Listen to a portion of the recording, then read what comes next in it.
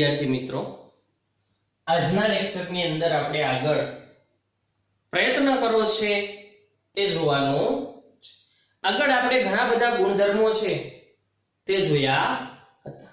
અહીંયા પ્રયત્ન કરોની અંદર આપણને પહેલો દાખલો આપ્યો છે મિત્રો કે તમે પૂર્ણાંક સંખ્યાઓમાં પૂર્ણાંક સંખ્યાની એવી જોડી નીચે બનાવો કે જેનો સરવાળો નીચે મુજબ થવો જોઈએ.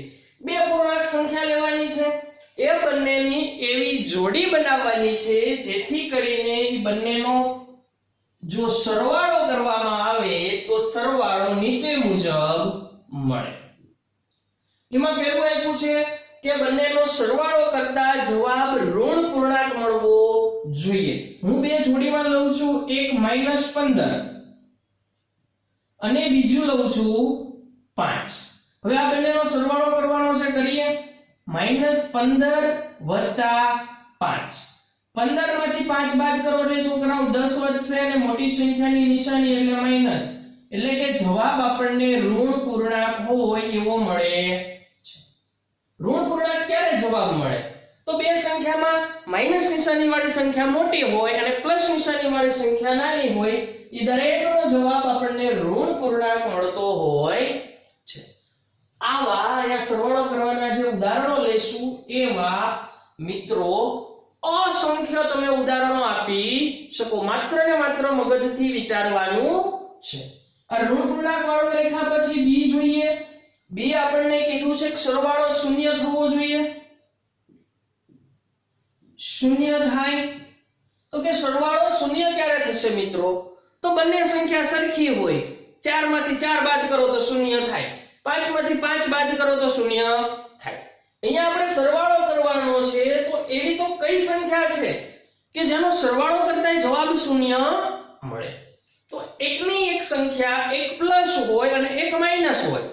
જો એનો સરવાળો કરવામાં આવે તો આપણને જવાબ શૂન્ય મળતો હોય છે.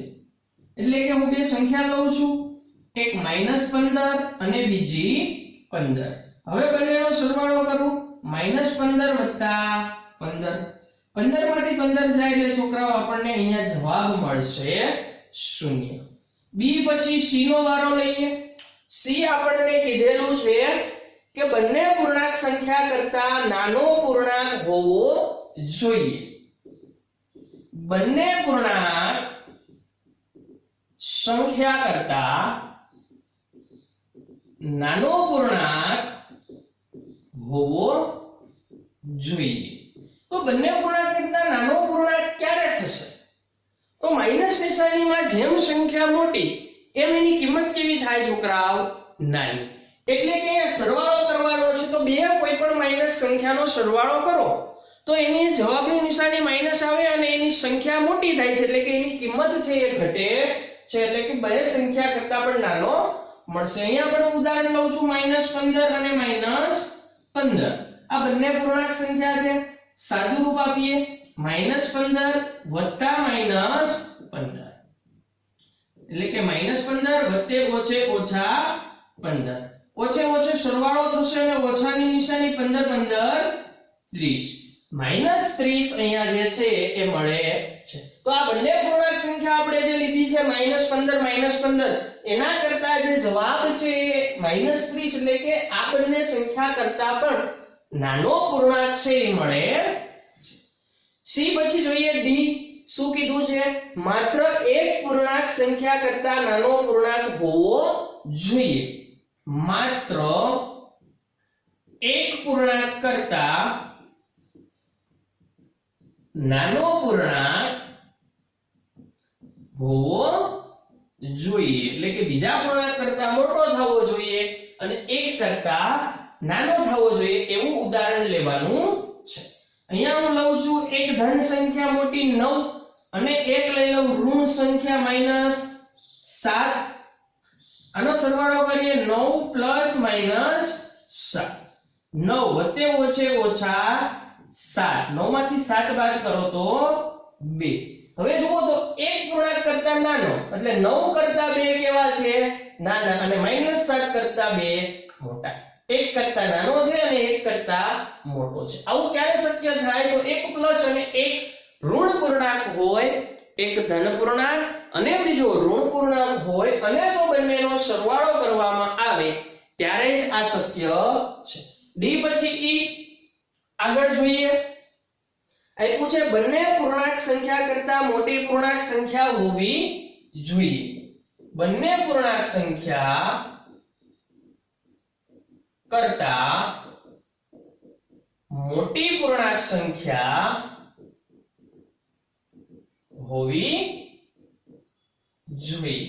ક્યારે મોટી મળે? તો કે બંને ધન હોય. બંને ધન પૂર્ણાંક હોય તો ધન ધનનો સરવાળો ધન મળે એટલે કે એના કરતા મોટો થાય. અહીંયા હું ઉદાહરણ લઈ લઉં છું 15 અને 15. બંનેનો સરવાળો કરો 15 પ્લસ 15 જવાબ મળશે 30. તો કે અહીંયા બંને પૂર્ણાંક 15 15 છે, પૂર્ણાંક સંખ્યા છે અને એનો જવાબ સરવાળો કરતા એ બે પૂર્ણાંક કરતા પણ મોટી સંખ્યા છે એ મળે છે. તો આ વાત થઈ એવી જોડીઓ બનાવવાની કે જેના સરવાળા છે, સરવાળા આપણને અહીંયા માંગ્યા છે એવી રીતના મળે છે. ખૂબ અગત્યનું છે અને પરીક્ષામાં આ વસ્તુ અવારનવાર પૂછાતી હોય છે મિત્રો. ઋણ પૂર્ણાંક ક્યારે મળે? તો કે મોટી સંખ્યા ઋણ હોય અને નાની સંખ્યા ધન હોય એનો જવાબ આપણને ઋણ પૂર્ણાંક મળે. શૂન્ય ક્યારે થશે?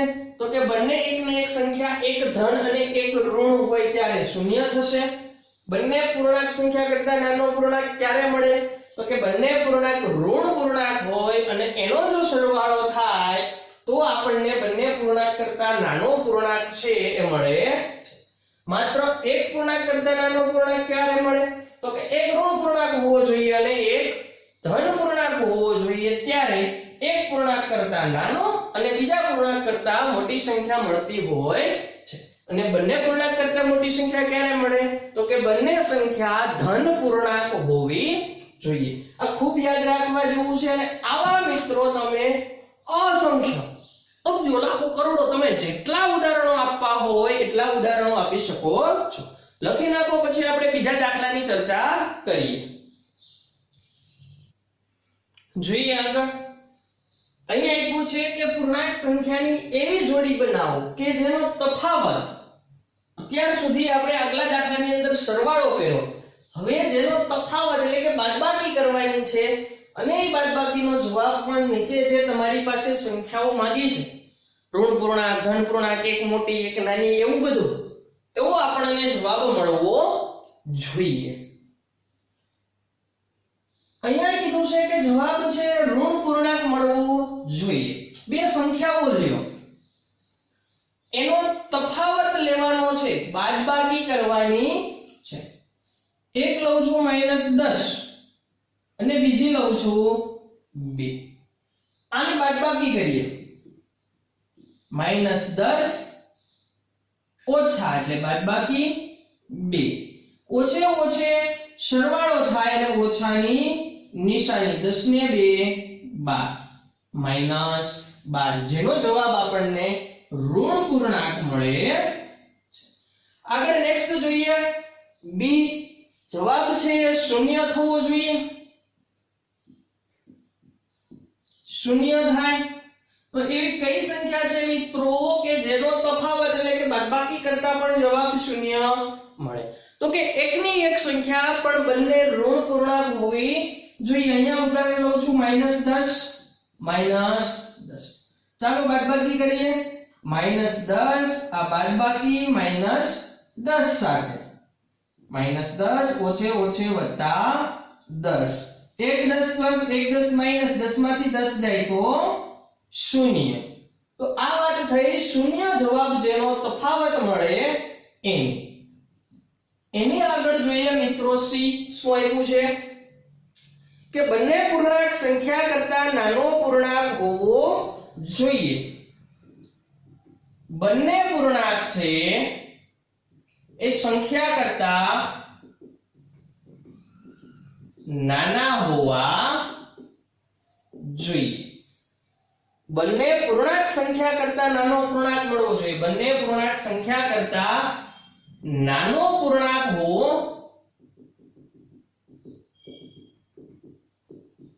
એટલે કે આપણને જે જવાબ મળે છે એ આપણે જે બે પૂર્ણાંક સંખ્યાઓ લઈએ એના કરતા નાનો મળવો જોઈએ. કોઈ પણ બે સંખ્યા લઈ લો ધન, એક પેલી મોટી લ્યો, બીજી નાની લ્યો, મોટીમાંથી નાની બાદ કરશો એટલે ઓબ્વિયસલી બંને પૂર્ણાંક કરતા સંખ્યા નાનો પૂર્ણાંક મળશે, પરંતુ બંનેનો તફાવત છે બહુ મોટો રાખવાનો નહીં. અને આવા અસંખ્ય ઉદાહરણો છે એ આપણે આપી શકીએ છીએ. એક પૂર્ણાંક લઉં છું 20, બીજો લઉં છું 15. 20 - 15 કેટલા મળે મિત્રો? 5. એટલે કે બંને પૂર્ણાંક સંખ્યા કરતા જવાબ છે એ નાનો પૂર્ણાંક મળે છે. 15 અને 20 કરતા 5 છે એ નાના છે. સી પછી ડી જોઈએ. ડી આપણને એવું કીધું છે કે માત્ર એક પૂર્ણાંક સંખ્યા કરતા નાનો પૂર્ણાંક હોવો જોઈએ. માત્ર એક પૂર્ણાંક સંખ્યા કરતા નાનો પૂર્ણાંક હોવો જોઈએ. એટલે એક કરતા નાનો હોવો જોઈએ અને એક કરતા મોટો હોવો જોઈએ. તો આ જ ઉદાહરણ લઈ શકાય, પરંતુ આનો જે તફાવત છે એનો ગાળો કેવો કરી દેવાનો? મોટો. એટલે અહીંયા ઉદાહરણ લઉં છું 20 અને 5 નું. બંનેની બાદબાકી કરું. 20 - 5, 20 માંથી 5 જાય તો છોકરાઓ કેટલા મળશે? 15. 20 કરતા નાના અને 5 કરતા મોટા. એટલે કે એક પૂર્ણાંક કરતા જે જવાબ મળે છે એ નાનો છે અને બીજા પૂર્ણાંક કરતા જે જવાબ મળે છે કેવો છે? મોટો છે. ડી પછી ઈ જોઈએ. નેક્સ્ટ આગળ બંને પૂર્ણાંક સંખ્યા કરતા મોટી પૂર્ણાંક સંખ્યા હોવી જોઈએ. બંને પૂર્ણાંક સંખ્યા કરતા મોટી પૂર્ણાંક સંખ્યા હોવી જોઈએ. કોઈ પણ બે પૂર્ણાંક સંખ્યા લો અને બંનેની બાદબાકી કરો તો જવાબ મોટી ક્યારે મળે? આનું ઊંધું. પહેલી સંખ્યા છે ધન લ્યો અને બીજી છે કેવી લ્યો? ઋણ. 10 અને -2. આનું આ જ ઉદાહરણ લઉં છું. 10 -2, 10 ઓછે ઓછે +2, 10 ને 2 12. એટલે કે બંને પૂર્ણાંક કરતા 10 અને -2 કરતા પણ 12 છે એ મોટા મળે છે. એટલે કે બંને પૂર્ણાંક કરતા મોટી સંખ્યા મળે એવું ઉદાહરણ છે. મિત્રો આવા આપણે અસંખ્ય ઉદાહરણો છે એ આપી શકીએ છીએ. અને આ વસ્તુ છે એ સરવાળા માટે અને તફાવત એટલે કે બાદબાકી માટે અવારનવાર પરીક્ષામાં પૂછાતું હોય છે. એવી સંખ્યાની જોડી બનાવી કે જેનો તફાવત ઋણ પૂર્ણાંક થાય, શૂન્ય થાય, બંને પૂર્ણાંક કરતા નાનો હોય, માત્ર એક કરતા નાનો એક કરતા મોટો હોય અને બંને કરતા મોટો હોય. હંમેશા આ પાંચ વસ્તુ છે એ આવતી હોય છે. લખી નાખો આટલું, પછી આપણે સ્વાધ્યાય 1.2 ની આગળ ચર્ચા કરીએ. જોઈએ આગળ આપણે મિત્રો સ્વાધ્યાય 1.2. 1.2 ની અંદર પણ આપણે આગળ જે પ્રયત્નો કર્યા એના જેવા જ દાખલા છે. અહીંયા એવું કીધું છે પૂર્ણાંક સંખ્યાની જોડી આપણે લખવાની છે કે જેનો પછી આપણને નીચે વિધાનો આપ્યા છે. એમાં પહેલું વિધાન કે સરવાળો -7 થવો જોઈએ. ઓલામાં તો કોઈ પણ ઉદાહરણો ચાલતા, અહીંયા તો આપણે મિત્રો એવું જ ઉદાહરણ આપવાનું છે કે બંને સંખ્યાનો સરવાળો કરશું અને સરવાળાનો જવાબ પણ છે એ -7 જ આવવો જોઈએ. ચાલો વિચારો એવું કયું ઉદાહરણ છે? સરવાળો કરવા માટે બંને સંખ્યાને માઈનસ નિશાની આપીશું. -5 અને -2. આ બે સંખ્યાનો સરવાળો કરીએ. -5 + -2. -5 વત્તે ઓછે ઓછા 2. 5 અને 2 ઓછે ઓછે સરવાળો થશે અને ઓછાની નિશાની 5 ને 2 7. એટલે કે જેનો જવાબ -7 મળે છે. તો મિત્રો આવા પણ અસંખ્ય ઉદાહરણો છે કે આપણે આપી શકીએ છીએ. એ પછી બી આપ્યું છે. બી કીધું છે કે જેમનો તફાવત -10 થવો જોઈએ. તફાવત -10 થાય એવું ઉદાહરણ છે એ આપણે લેવાનું છે. તફાવત -10 લઈ આવવા માટે સૌપ્રથમ પહેલી સંખ્યા છે એ માઈનસ સંખ્યામાં મોટી રાખીશું. -30 હવે બીજી સંખ્યા એવી વિચારીએ કે જેનો તફાવત એટલે માઈનસ નિશાની આવશે અને જવાબ -10 લાવવાનો છે. તો અહીંયા લઈએ -20.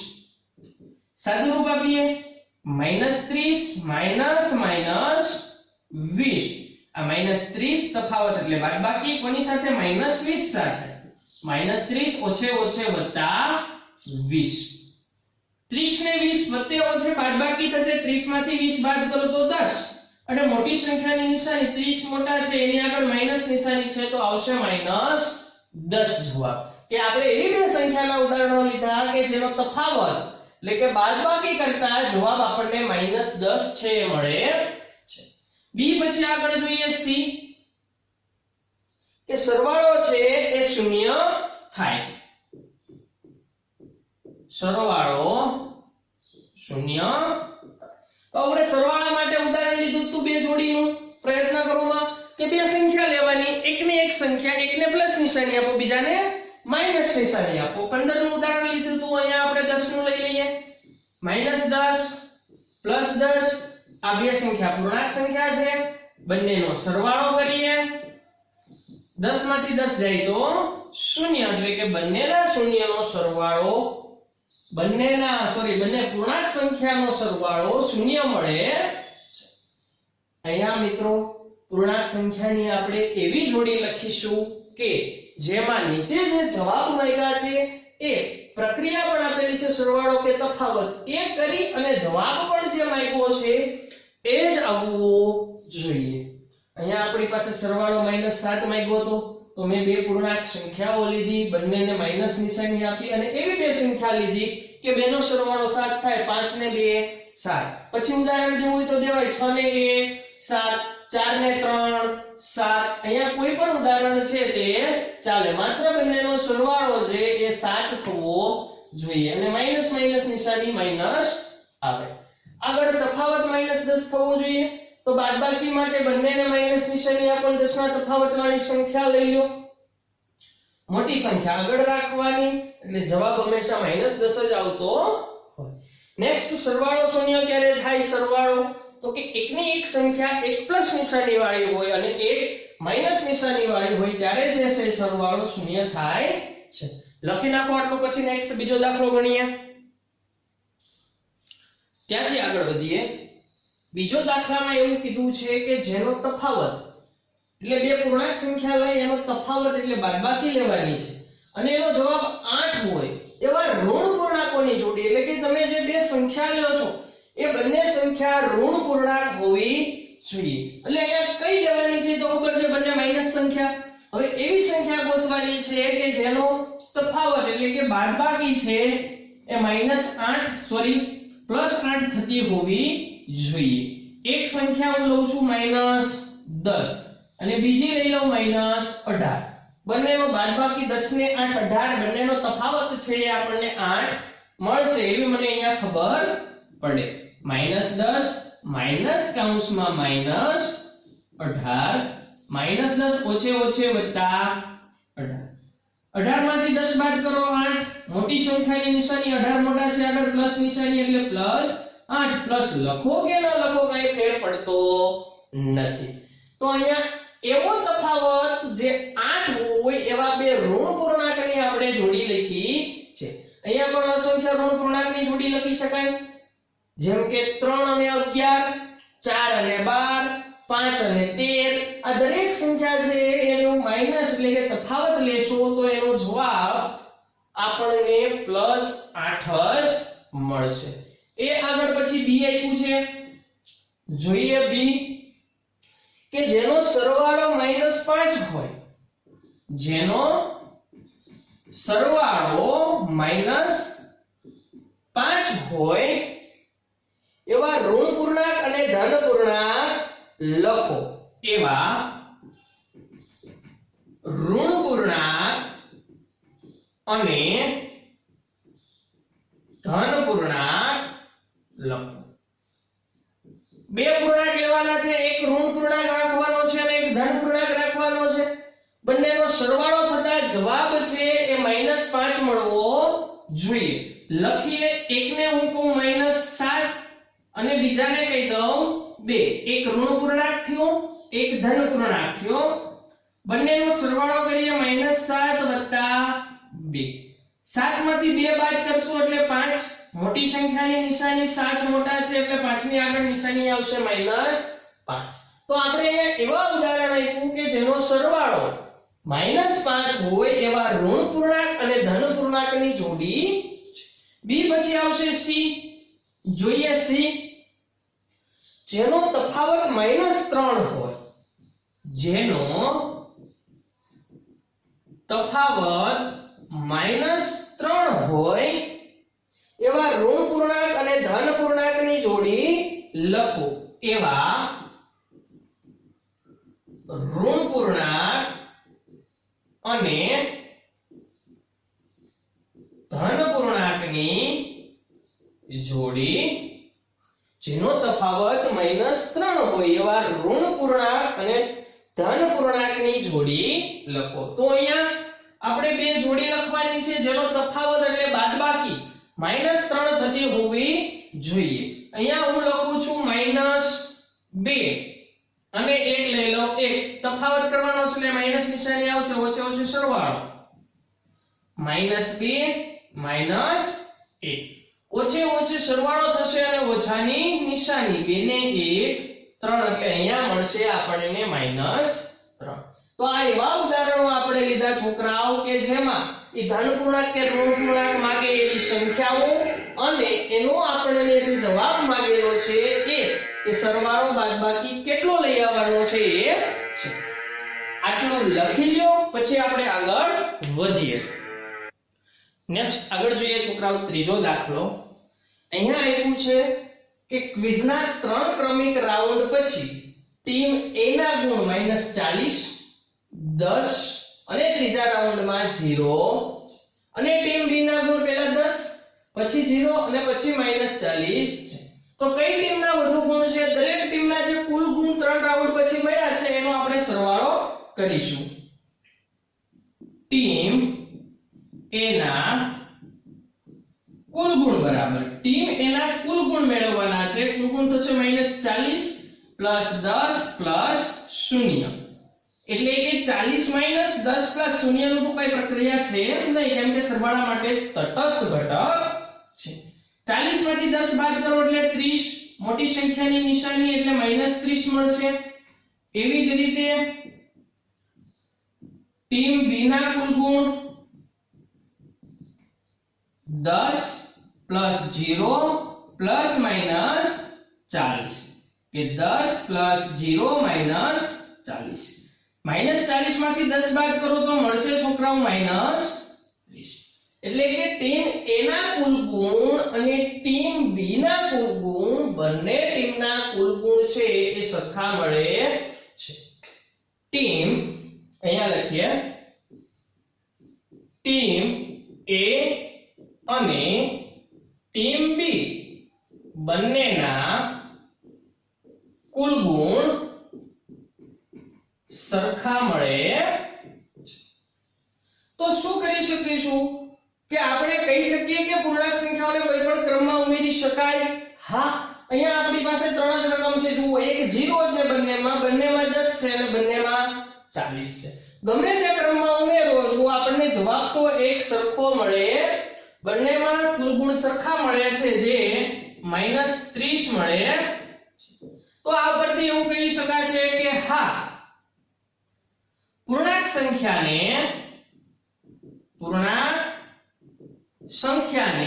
કોઈ